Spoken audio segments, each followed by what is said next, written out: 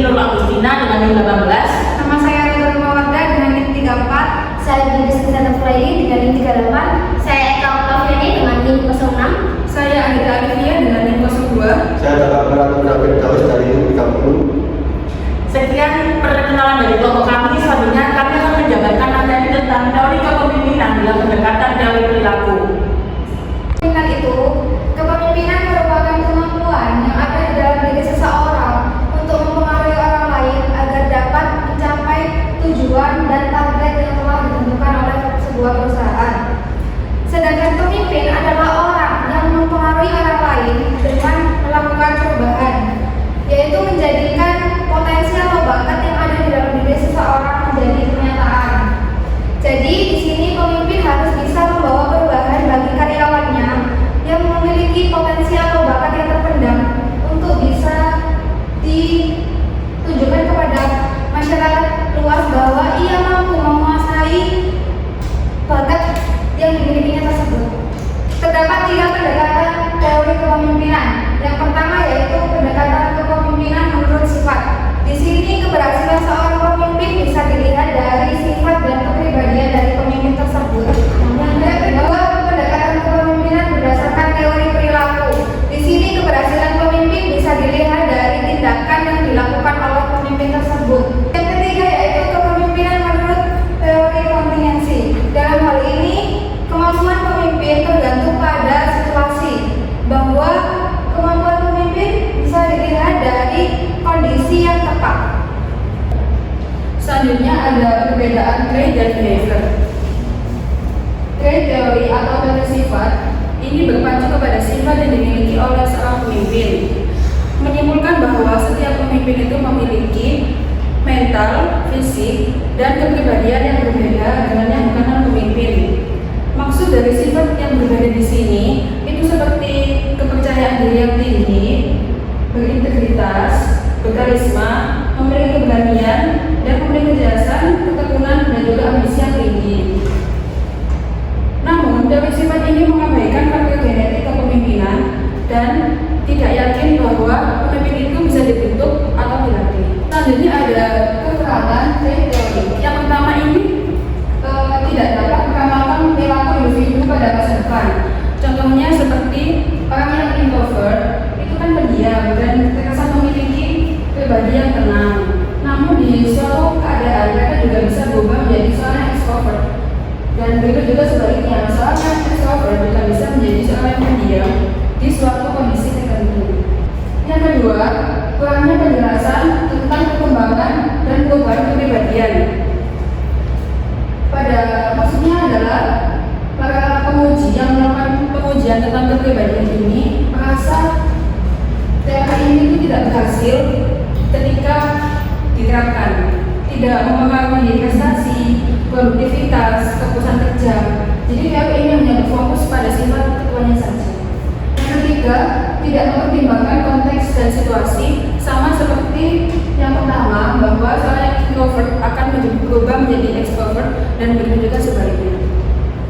Secara keseluruhan, pendekatan sifat atau trait teori ini memiliki sesuatu yang bisa ditawarkan. Seorang pemimpin mampu berrelasi dengan anggotanya di suatu organisasi akan memberikan keuntungan yang nyata dalam hal kepemimpinan. Definisi teori. Teori ini itu adalah sebuah teori yang berpacu kepada kata perilaku sebuah pemimpin. Nah, teori ini juga menekankan bahwa perilaku dan tindakan seorang pemimpin itu sangat berpengaruh kepada karyawannya. Penelitian zaman terdahulu juga mengatakan bahwa penelitian ini lebih pro dibandingkan dengan kepemimpinan sifat atau yang disebut dengan traits teori. Teori ini menyimpulkan bahwa pemimpin yang berhubungan dengan produksi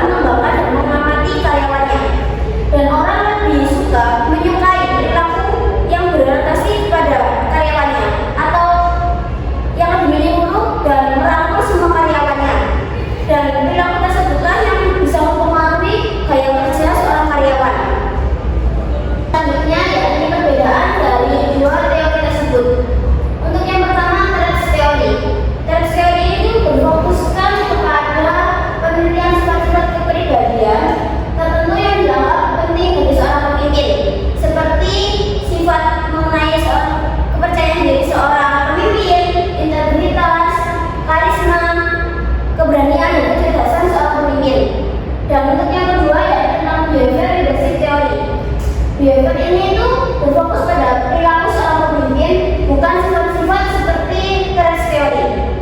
Nah, pendekatan mengenai behavior ini itu yakni pendekatan mengenai kepemimpinan yang menekankan pada pengaruh pengelolaan perilaku individu dalam sebuah organisasi atau sebuah tim. Kali ini berkaitan dua dimensi kepemimpinan Ohio State University, di mana Ohio State University meneliti tentang perilaku kepemimpinan yang menghasilkan beberapa kategori cara pikir. Yang pertama yaitu consideration, dan yang kedua yaitu inisiatif struktur, di mana consideration sendiri yaitu sebuah perhatian atau pertimbangan yang berorientasi pada manusia. Artinya pemimpin menunjukkan kesetiakawanan dan kebawaan, lalu bersahabat dan saling mempercayai. Contohnya seperti melakukan kebaikan kepada bawahan, terus memberikan dukungan, lalu menerima saran dari bawahan. Sedangkan inisiatif struktur sendiri yaitu di mana berorientasi pada tugas dan struktur seperti dalam meningkatkan organisasi, terus menciptakan saluran komunikasi dan prosedur kerja yang bagus. Contohnya seperti memberikan kritik terhadap pekerjaan bawahan, menekankan kedisiplinan, dan memastikan bahwa bawahan tersebut bekerja secara maksimal. Kepemimpinan Michigan University. Di sini ada definisi perilaku kepemimpinan yang saling berbeda di antara para manajer yang efektif dan tidak efektif. Yang pertama ada perilaku yang berorientasi pada tugas.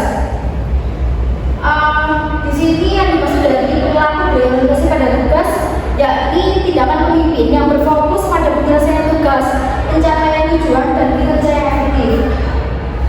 Pemimpin yang berorientasi pada tugas akan menetapkan tujuan yang jelas, seperti mereka dapat menetapkan target peningkatan indeks prestasi akademik siswa atau peningkatan kualitas penelitian. Yang kedua ada perilaku yang berorientasi pada hubungan atau relationship oriented behavior. Di sini yang dimaksud dari perilaku berorientasi pada hubungan yaitu sikap pemimpin yang berfokus pada pengembangan hubungan yang baik dengan para anggota tim, memperhatikan kebutuhan dan juga kesejahteraan. Contohnya seperti mendengarkan dan memberikan hubungan, membangun komunikasi yang efektif dan menghargai keberagaman. Yang terakhir ada kepemimpinan partisipatif. Kepemimpinan partisipatif yaitu di mana gaya seorang pemimpin melibatkan anggotanya dalam proses pengambilan keputusan. Contohnya seperti diskusi kelompok. Pemimpin akan menggunakan pendapat dan mendorong partisipasi aktif dari setiap individu. Kepemimpinan diri dan grace. Kepemimpinan diri menekankan pada pentingnya keseimbangan antara tugas dan hubungan dalam kepemimpinan. Sementara kepemimpinan grace menekankan pada pentingnya kepercayaan dan komunikasi efektif antara pemimpin dan anggota tim. Di sini kedua pendekatan ini memiliki fokus yang berbeda, namun saling melengkapi untuk menciptakan lingkungan kepemimpinan yang lebih efektif. Baik, ini berdasarkan ajaran beristik teori. Ajaran beristik teori yaitu teori yang menekankan pada pentingnya hubungan antara pemimpin dan anggota tim. Di sini pemimpin itu sangat penting dalam membangun hubungan antara bawahan atau anggota tim. Karena membangun hubungan tersebut bisa melalui dengan komunikasi yang efektif, saling menghargai bawahan dan mensupport bawahan. Dengan demikian, anggota tim termotivasi untuk bekerja lebih keras demi mencapai tujuan bersama. Oke, selanjutnya yaitu mereview jurnal. Yang pertama, jurnal artikel. Jurnal pertama yaitu dampak kepemimpinan, budaya organisasi, dan perilaku kerja yang inovatif terhadap kinerja pegawai Puskesmas. Untuk jurnal kedua, yaitu kepemimpinan atau leadership berbasis karakter dalam peningkatan kualitas pengelolaan perguruan tinggi. Selanjutnya yaitu penulis. Untuk jurnal pertama yaitu ada Agus Purwanto, ada Mirza Ramswari, lalu ada Mas Muti Asbari dan Muhammad Ramdan. Yang terakhir ada Samuel Setiawan. Untuk jurnal yang kedua yaitu ada Hardi Mulyono, Hardi Basuki. Untuk identitas jurnal, untuk jurnal pertama yaitu Jurnal Ilmu Kesehatan Masyarakat atau The Public Health Science Journal. Dan untuk jurnal kedua yaitu Jurnal Penelitian Pendidikan Sosial Hubungan Orang.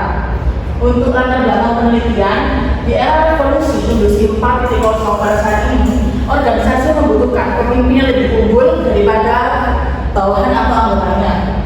Untuk jurnal kedua, kepemimpinan